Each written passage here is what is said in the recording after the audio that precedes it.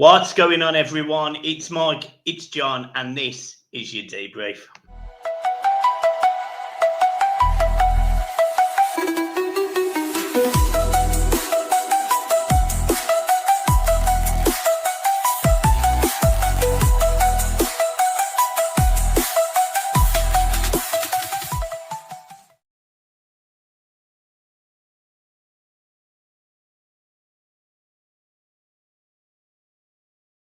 Yes, people, it is John, TikTok magic, Everton and magic, Liverpool.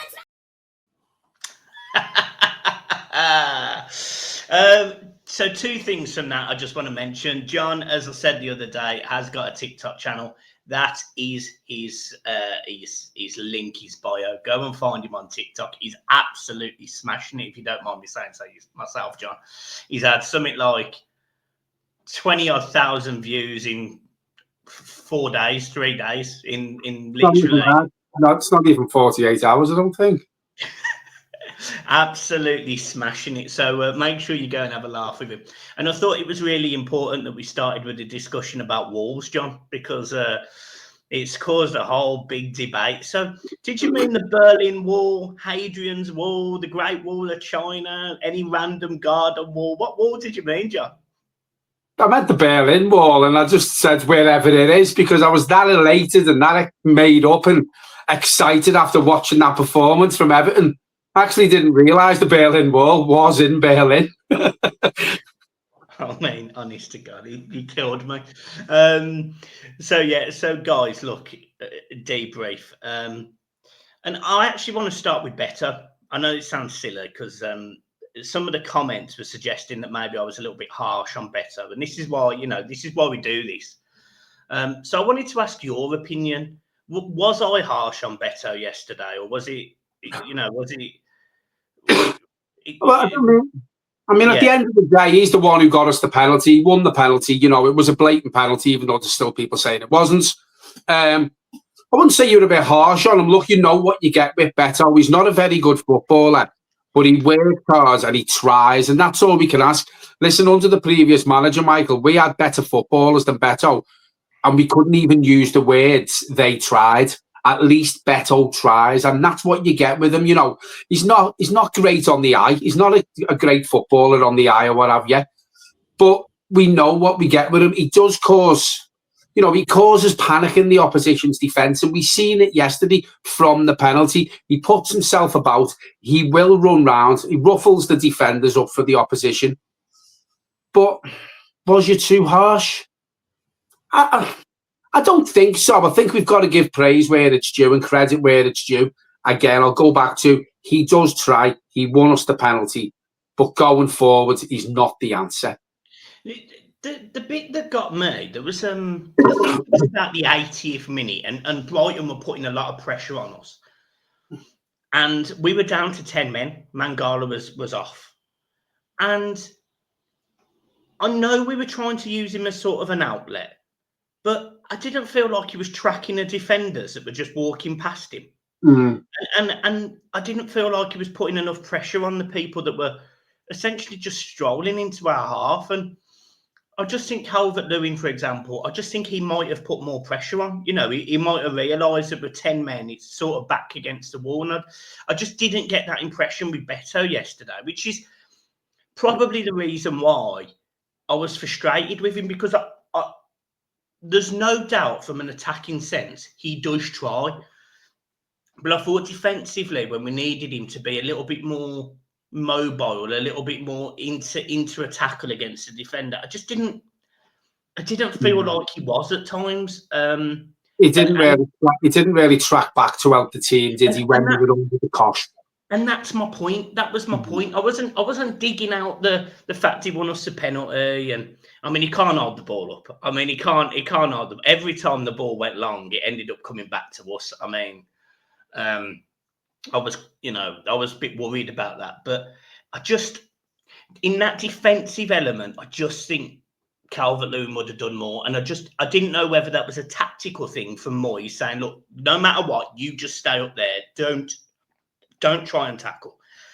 But for me personally, I would have had all of the men behind the ball and really flying in, trying to make sure that we're winning those tackles, keeping them high up the pitch, rather than getting essentially just waltzing past us and putting balls into our box, which created corners and opportunities. Because I just didn't feel like that was what Beto was doing. There wasn't enough pressure for me. But it's just my opinion. That's what football's about, mate. I still can't get over yesterday, if I'm being honest. Like, it feels so weird to have 2 weekends where we've won games of football. It's the first time this season we've won back-to-back games, and I think I've seen a stat. Sean Dyche won 3 games in 6 months, I think I'm right in saying. David Moyes has won 2 games in a week. So, don't get me wrong, we're on here. We've slated the team and we've said they're not very good. And when you look at the performance against Tottenham and you look at the performance yesterday, which was a back against the wall performance after we went 1-0 up. But I think, I said it on X last night, the game plan from David Moyes and the team was spot on when we were under the cosh. We defended resolutely. We defended well. We defended as a unit. And going back to what you said about Beto, I didn't really want to see him tracking back that much because obviously Brighton are chasing the game. So they're going to leave gaps at the back. You know what I mean? They're pushing up. But I do think we needed an outlet in Beto. And, as you say, you didn't see enough of him tracking back. Maybe he was told not to track back that much because obviously it gives us an outlet. Personally, I would have probably brought Beto back. And didn't Dyche stay on the pitch the whole game? I can't remember. No, took him off, didn't I? Yeah, but you need an outlet when you're 1-0 up away from home. And the home team's always going to have a stage in the game, a part of the game where they put you under the cosh. It happens all the time, and I just think with Beto, he was probably told just to stay up there in case we get the ball out. It gives us an outlet. There was a perfect example. We seen one when the ball comes through, and we sort of headed it. But he tried to head it in front behind the defender so we could run onto it. Beto's not blessed with pace, so he can't do that side of the game. But listen, he's done enough for me to warrant that. It was an okay performance when he come on and he got us the penalty. So yeah, fair dues. There was an opportunity as well, sort of. I think it was about the 88th minute, 85th minute, and he gets the ball down the right-hand side, and you think to yourself, just run it into the corner. And he stops the ball and almost tries to. He goes round the player, and then he's just got no pace to get away from him. And he hasn't got the pace, has he? I thought, just get yourself in the corner and just waste a minute, But hey, look, we are where we are. These players aren't necessarily used to it, and maybe I was a touch harsh on him, but I just he was the one player yesterday that worried me. Everyone else in that team. And I know that sounds mad talking about Decore, because I know you wanted to talk about Decore today. But, it just worried me at times a little bit that we couldn't keep the ball up that end of the pitch. Do you want to talk about the defending, or do you want to talk about Decore? Because I'm conscious that you wanted to speak about Decore. We can go straight in on Decore. Again, he's not a very good footballer, but listen, he has played against Tottenham and he's played against Brighton, and we've won the 2 games. It's not down to him, obviously. What I think you'll find, Tim Abraham now, he's back in full training. I think you may find with the performances we've seen from Decore, and obviously David Moyes has seen these performances as well. I think Tim Abraham, when he's fully match fit, could easily come in and do what Decore does and more. Do you know what I mean? I don't think James Garner would be a like-for-like swap by bringing him into the team for Decore, because you don't get that sort of whatever Decore does, you don't get from Jimmy Garner. I think Tim Abraham is very, very capable of coming in and putting better performances in than what Decore is. In my opinion, he was playing well before. He was playing well, and then Sean Dyche took him out the team, and then he got the injury, and we haven't seen him since. But I do think he's a very, very capable player to come in and just go straight into Decore's position, in my opinion. If you look at the likes of Mangala, we've got him there who can do the same sort of job. We've got a Idrissa Gana guy who doesn't look a day over fucking 21 yesterday, mate. He was absolutely fantastic. Covered every blade of grass, Idrissa Gana guy. And I'm saying it on here, if he doesn't get another 1-year contract extension, I'll be absolutely gutted, mate. Yeah, it's funny, isn't it? Like, it's funny. He just doesn't seem to age, does he? Like, he just doesn't. He's got the engine that I remember 6 years ago. You know, he's such a talented footballer. It reminds me a bit like we've seen a player in the Premier League who's sort of aged the same way, but didn't age, if you know what I mean. N'Golo Kante was exactly the same when he was at Chelsea. Season on season, game on game, he covered every blade of grass. Didn't look like he'd done 90 minutes of footy at the full-time whistle. He was, you know, he was running round yesterday, and we've seen it from Idrissa Gana guy on numerous occasions this season and last season. He's running round in the 90th minute like he was in the first minute. He's got energy to burn, that kid. Well, that fella, whatever you want to call him, he's a kid to me. But, you know, I'll be gutted, mate, because players like that are hard to replace. You know, we've mentioned Tim Ibrahimovic, and we've got Mangala there if we sign him permanently. But when Idrissa Gana guy is not in that Everton team, mate, you massively miss him. And we've seen that when he was injured a while back. You know, he was out for a couple of games. It leaves a massive hole in that midfield for me, because we haven't got anyone who's got the energy like him. Yeah, you're spot on. And the one thing I would say, you know, there was always that joke, wasn't there, that we sold him to PSG and we never replaced him. So he was his own replacement. Yeah. I mean, because we signed that, what was it, Jean-Philippe Gbamin, and that didn't work. My life. Yeah, I was chuffed. And I also thought, Jake O'Brien, I mean, Sean Dyche must be sitting there going, footy's clearly an easy game, because David Moyes has come in, tweaked a couple of things. Everton have put in 2 stellar performances and a not half bad one against a very good Villa side, by the way.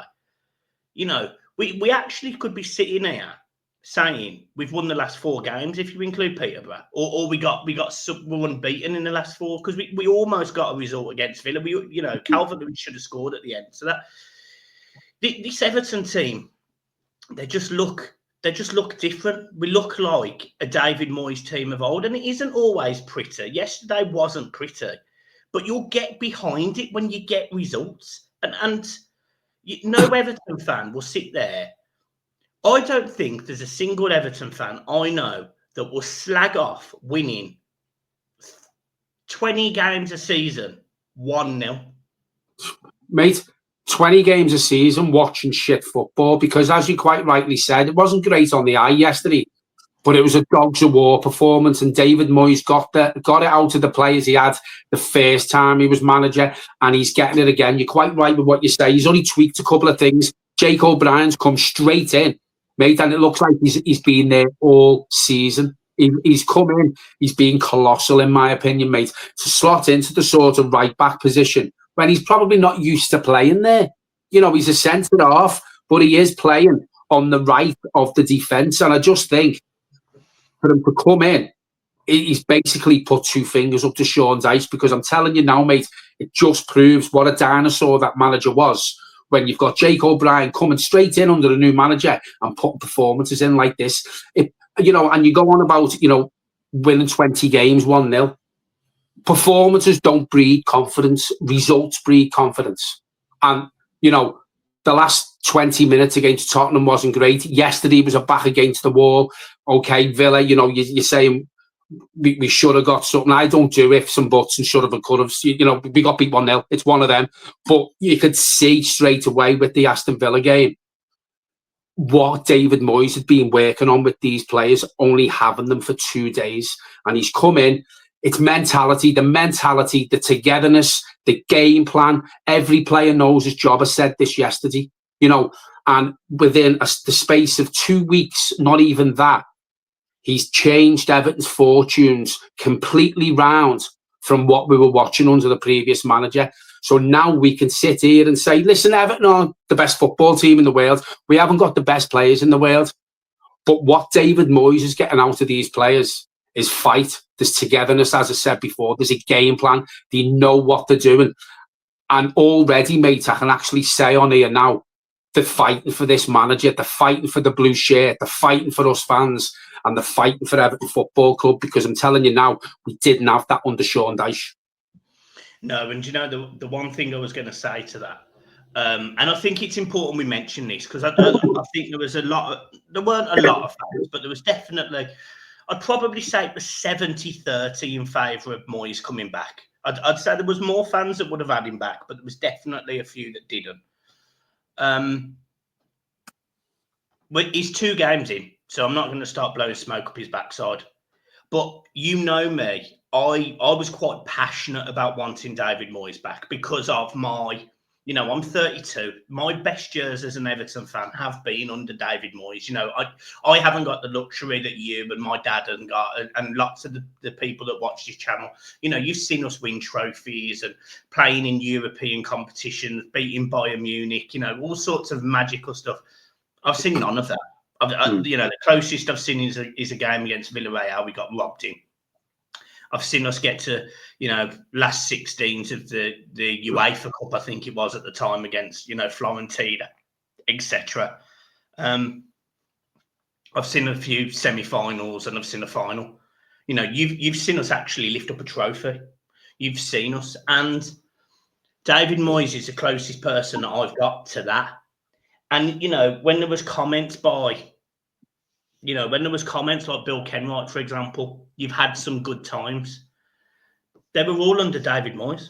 They were all under David Moyes with Bill Kenwright. All of those good times and better times were under David Moyes. So for me, I was chuffed when he came back, and I was chuffed that we were linked with him, and I chuffed that he's come back. And this isn't a surprise to me. None of this is a surprise to me. This is exactly what I expected of David Moyes. And, you know, I know people were quite bullish at the start, saying, yeah, it's the same football. It's exactly the same as Dyche, blah, blah, blah, blah, blah. You know, there was pundits saying, I don't get the change. I don't understand. But to me, it was chalk and cheese. They were literally... That's why they're pundits, mate, and not managers. You know, I think it was Paul Mason said, there's no difference between David Moyes and Sean Dyche. Well, I tell you what, they're massively, sorry for interrupting, but following on from what you've just said, Everton under Sean Dyche made me feel that low. People on the channel seeing how low I was. All Everton fans were low. Me and you speak on the phone as best mates 10 times a day. Easy, right? And you knew, and you know how I was feeling under the previous regime, to the point where I'm 50 years of age, and I said to you, I don't think I'll ever see Everton win another trophy in my life, because that's how the Mashiri era made me feel, and being managed by Sean Dyche. And all of a sudden now, I'm not going to say we're going to win the league, and I'm not going to say we're going to conquer Europe, but I have a new found sense in me that, you know, we might go on a good cup run, and we might win the FA Cup, and we won't have relegation fights anymore. And it's completely my mindset, how Sean Dyche made me feel, has completely turned around now under this manager. And I know, as you quite rightly say, we're not going to sit here and blow smoke up his ass. We've won 2 out of 3 games. But I feel like I've got me Everton back. You know, within the space of 2 weeks. Not even, well, it's 2 weeks, isn't it? And it's dramatic how my feelings have changed. And it's down to David Moyes, mate. We've sat on here and we've slated every individual player in that team. And then you look at the performance yesterday, where they're fighting for David Moyes, as I said, they're fighting for the fans, for the club, for the shirt. And it's just a newfound belief now that I feel like we're going in the right direction, and I feel like I'm getting my club back. Yeah, I completely agree. And that is exactly how I feel. So what I did last night, and I was going to just throw this at you. What I did last night is I went through Everton's remaining fixtures, and I counted the points.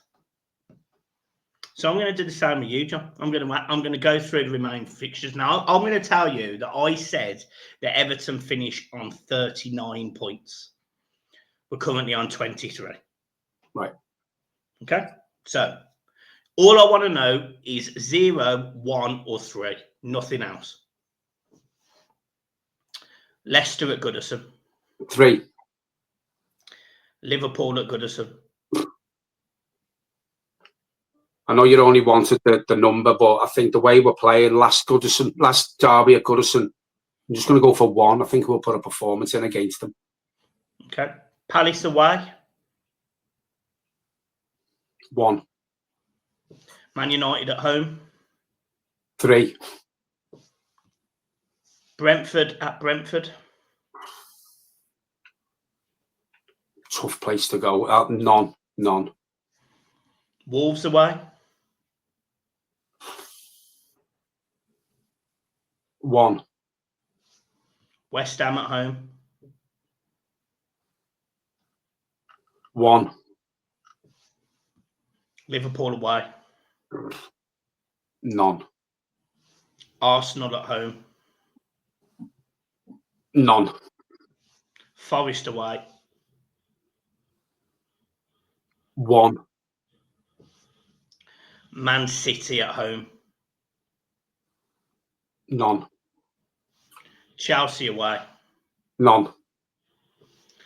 Ipswich at home. 3. Fulham away. None. Southampton at home. 3. Newcastle away. Last game of the season, that isn't it? None. Right, you've also given Everton 16 points. How weird's that? As long double check everyone in the comments, because I've had to try and work it out. I remember it based on these, so I haven't wrote it down, but I'm fairly sure you've just said 16 points. Now that gives Everton, and this is where it sounds a bit sad, but that gives Everton 39 points. Now, realistically, Ipswich are not going to get another 20 points in the next 15 games, so Everton will be safe. Simple as that. We will be safe. And 39 points. The goal difference we've got, you may as well say, is worth another point as well. Yeah. Now, if he manages to get some results where we don't expect, say Brentford away, because I actually predicted we would get nothing as well. I said we wouldn't get anything at home against Liverpool either, which I know some people will be sad about that, but Liverpool do look, unfortunately. Yeah, they look all right, don't they? No. Yeah, not bad. But yeah, so we've both got 16 points. But if he turns that into, like, gets a win instead of a loss, maybe he goes to Brentford and wins, this Everton team will finish on over 40 points. And that could be like 11th or 12th. Well, we've said on here, again, it sounds like I'm backtracking on everything I've said in the past under the previous regime. We're slating the players off and they weren't very good. But we have said on here, if that team was played right and the right players were picked in the proper positions and the tactics were better, the mentality was better, the substitutions were better, we've said on here, this Everton team is a mid-table team. We have said that. 12, 13, 14th even, we have said that. And I think under this manager, everything that I said before about mentality, togetherness, I think they are a mid-table team under this manager. They weren't under the previous one. Even though the players we had, we knew there was a performance in them every now and again. We've seen it in a couple of games under Sean Dyche. I think you're going to get that more consistently now under David Moyes. So we are a mid-table team, which... From where we've been the last couple of years, mate, you asked me at the beginning of the season, would you be happy between 12th and 14th? I'd bite your hand off for it. Yeah, I mean, it's like today. I mean, I'm obviously not getting too ahead of myself. Tottenham play Leicester at home. Yeah. I mean, there's a decent chance Tottenham win today. But if West Ham lose and Man United lose, it's a bit different for Man United because their goal difference is 4 less than ours. So they're on -5, we're on -9. But we've got Leicester coming up. Manchester United are not great.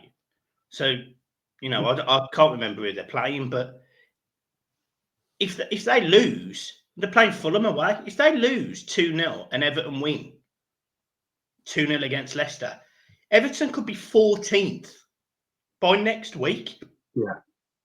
Yeah. And then all of a sudden, this, you know, me and you were sitting there for weeks, even months, and we both sort of disagreed. And towards the end under Dyche, I ended up agreeing with you, which who would have guessed?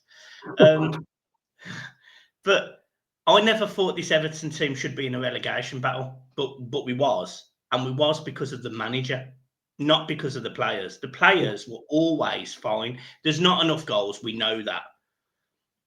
Thirlwell, in my opinion, you know, the whole Jack Harrison loan, etc. Yeah, I'm not sold on any of that. But this Everton team is good enough to be 12th. It is 13th. That's exactly where it should be. And if David Moyes could somehow get us anywhere near that with the start of the season we have had, mate, it deserves a knighthood, because this was, in my opinion, this was worse than what Sean Dyche walked into. I know there might have been stuff going on behind the scenes. I get all that.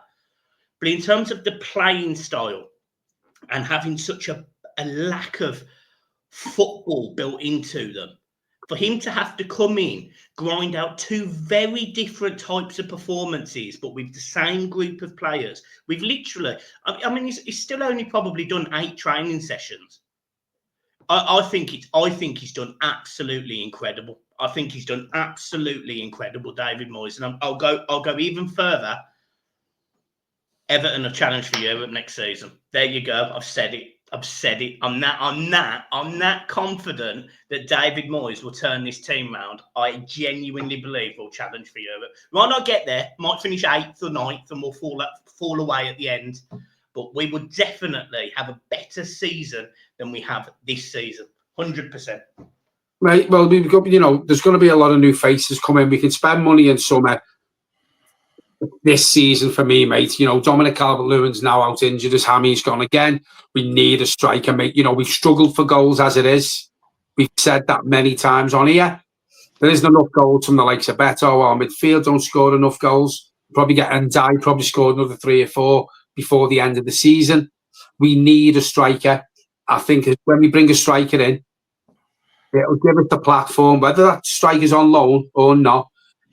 From now to the end of the season, gives us a platform now for next season. You know, once this January transfer window is closed, David Moyes and Kevin Thelwell, if it's him, the director of football, they know there's money to spend in the summer. We're okay PSR come the 30th of June. So they will be planning ahead. You're going to see a completely different Everton team next season. Do I think we challenge for Europe? I think it's a bit far in the thinking for now. But I do think we won't be in a relegation fight under David Moyes next season. And we've openly admitted on here and when we spoke on the phone, David Moyes is only being brought in to put building blocks in place. That's what he's done. He's come in to stabilise the club, you know, and he's doing a very, very good job of it. Whether he sees the 2.5 years out remains to be seen. But I do think now, with the building blocks that hopefully are put in place under David Moyes, with new faces in the summer, with the mentality that we have back in the squad of players, you know, and the confidence. David Moyes walked into Finch Farm, mate, and then players' confidence was on its arse. We all knew they were playing with no confidence. They didn't look like they fucking liked each other, for example, when they were playing. Yesterday, full-time whistle, it all kicked off. Do it together, do it as a unit, do it all, you know, fighting for each other. Now they're fighting for each other on the pitch and they're putting performances in for each other. And you're quite right with what you say. We will finish higher next season than this season. Whether it's Europe remains to be seen. But again, I'll reiterate what I said before.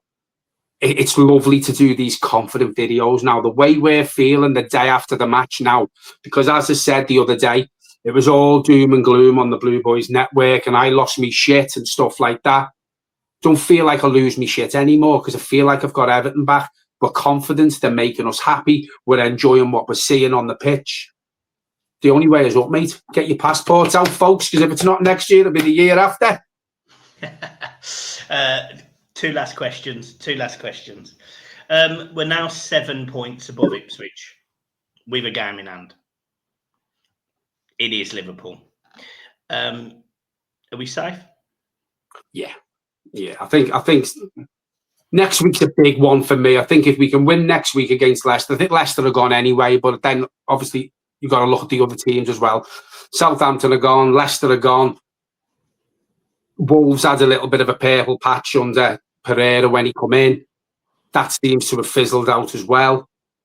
I think if we can just carry on ticking along and, doing things in the background, the way David Moyes is, and getting the players' confidence back in. Because, listen, they're not 100% confident.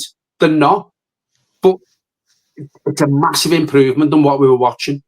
So I do think if we beat Leicester next week and results go our way, that could be realistically 10 points ahead of the bottom three with a massive superior goal difference. I think it's -8 or something, our goal difference.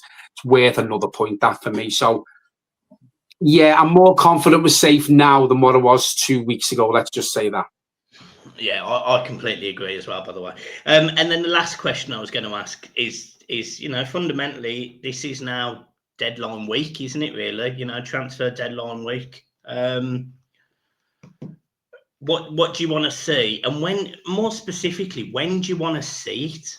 Well, I think it's got to be done sooner the better. We can't be bringing players in on transfer deadline day and having to get them up to fitness and integrate them into the team right before a game. So I think it's better to be done early this week.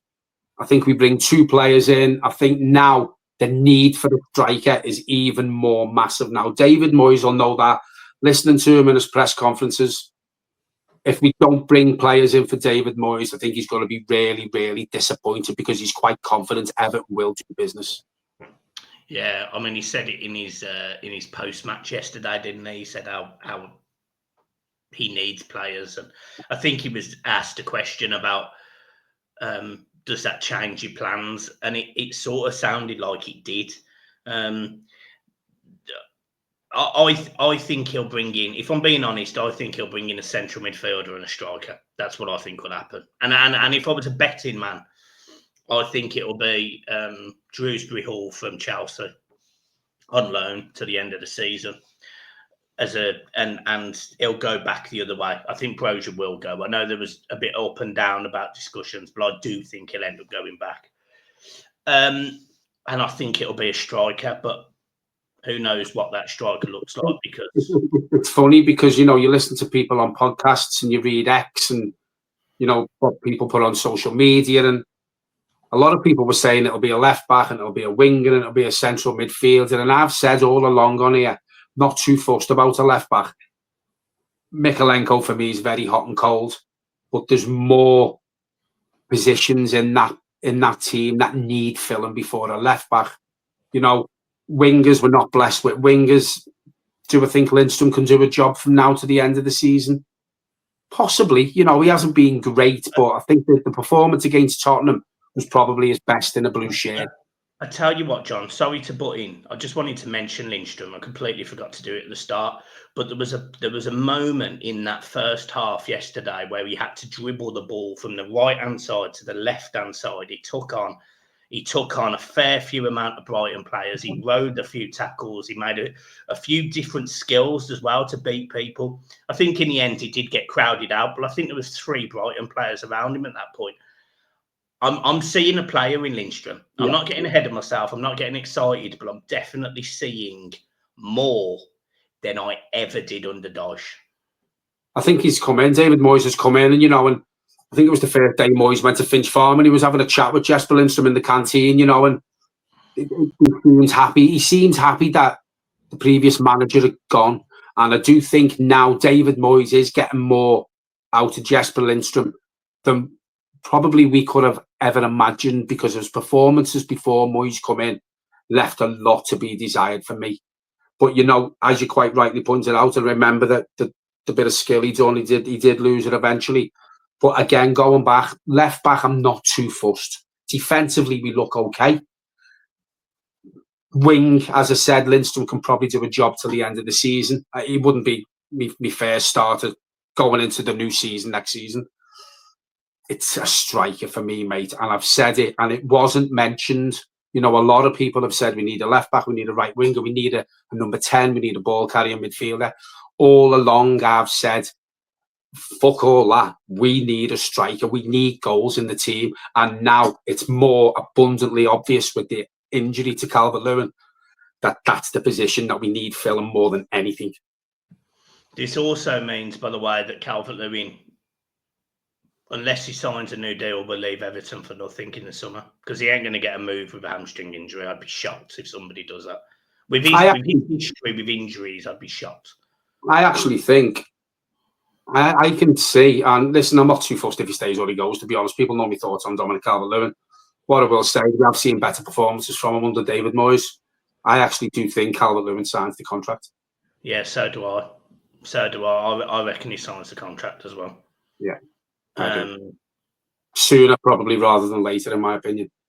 He just needs to find a way of scoring goals, because there's no point giving him a new contract and him still scoring 3 goals a season. I think he'll score more goals if we've got more creativity in the team, and then Dyes plays at his proper position, and we have wingers who can give him the ammunition to score more goals. I'm saying that, and listen, I've been the biggest advocate for fucking Dominic Calvert-Lewin. I wouldn't be asked if I didn't see him playing an Everton shirt again. I'll hold my hands up now. Under David Moyes, up until the injury yesterday, I'm seeing a different Dominic Calvert-Lewin. If we could get that from him, once he's fit again, I have no problem with him staying, because I think you will get more goals from him playing under David Moyes with confidence, with the better mentality, not getting played wrong like under the previous manager. You know, he didn't try, he didn't get on, they didn't like each other. You see a different player in Dominic Calvert-Lewin under David Moyes. Fair. John, is there anything else you want to mention from yesterday? No, all done. All done. Well, there's one thing I want to mention. The fans yesterday, you know, at the end of the game, singing about David Moyes, and I seen a video today on the concourse at half-time. They were singing his name, and, you know, you say it was probably 70-30 when he come in. And listen, people are entitled to their opinions. People still mightn't be happy with David Moyes. That is up to them. But from what I seen yesterday from them away fans and on that concourse yesterday, 100% of them fans that were there yesterday were behind that manager.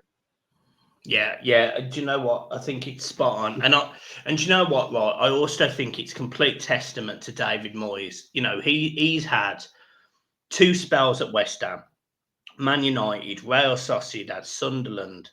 He's done 700 games in the Premier League. He's 120 short of Ferguson's record, which he's got another 17 or something this season, 15, whatever it works out to, 16. He's then got a 2-year deal, 2 years left on a contract, 38 games. Who knows what he does, whether he gets to the end of that or not. But it really wouldn't surprise me, just based on the history that we have with Moyes, if he is here. If he does 5 years at Everton, it really wouldn't surprise me. It takes him to 66, that, doesn't it, if he does 5 years? I personally don't think it'll be 5 years, but all we can do, mate, is carry on and get behind him. And the fans who didn't want him, hopefully now he's changing their minds, and, you know, they'll start getting behind him. Because as I've said on here, and I said it the day David Moyes walked into Finch Farm, no manager is bigger than Everton. No player is bigger than Everton. But we need to get behind this team now. And since David Moyes has walked through the door, the majority of the fans, and I wouldn't even say it's 70-30 now, I'd say it's probably 90-10 now, are getting behind this team. We're getting rewarded for the support. We're getting rewarded for getting behind the players, behind the manager. And it just feels boss to be a Blue. I think that's a good ending. Any more TikToks? Are we expecting any more TikToks from you? Maybe one later. Don't know yet. Nibbling the seagull chippies, are we? They were fuming yesterday, weren't they? The Seagulls, the Brighton fans. They were absolutely livid. Some of the comments, mate, on the video we done yesterday, and, you know, we see them on our comments, and you're seeing them on social media that it wasn't a penalty, and it's just like, fucking cry a bit more. It's up to you to break us down. You didn't do it. You didn't do a very good job at it. Everton deserved the 3 points, in my opinion, for the team mentality yesterday. Yeah, we were under the cosh, but I thought we defended resolutely. We were massive at the back. It was a confident performance, and just cry a bit more, Brighton fans, because at the end of the day, you got done in your own back garden.